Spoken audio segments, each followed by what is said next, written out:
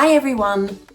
Today we're going to be looking at some common English mistakes that Korean speakers often make.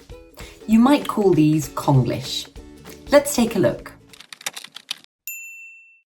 First, let's talk about the phrase list up.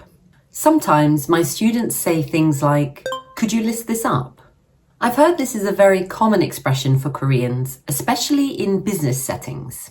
But in English, we normally say make a list or write up a list.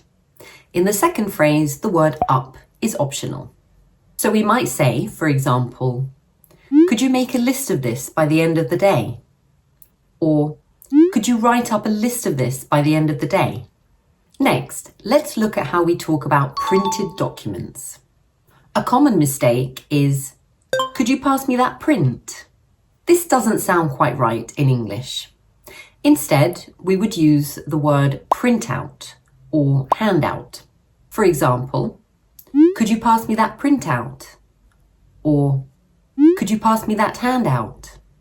This one is a bit tricky because homepage does exist in English, but it doesn't mean what many Korean speakers think it means.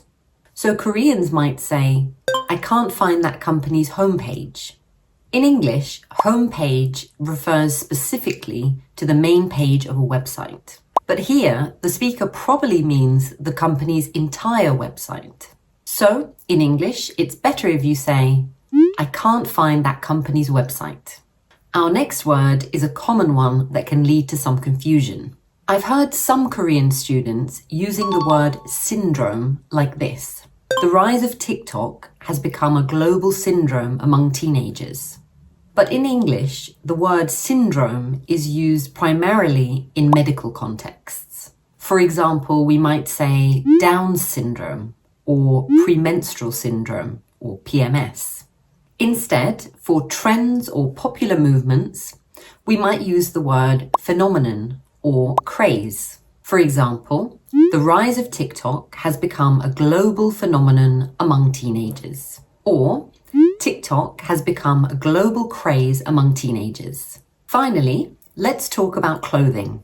I've heard that when Koreans refer to a formal button-up shirt, they might use the term Y-shirt. But Y-shirt doesn't actually exist in English. What Koreans call a Y-shirt in English is referred to as a dress shirt. It's called this because it's the type of shirt you would wear with a formal dress code. So we might say, "He's wearing a dress shirt and tie to the gala." Okay, that's all for today. I hope you found this video useful. Thanks for watching, and I'll see you in the next one.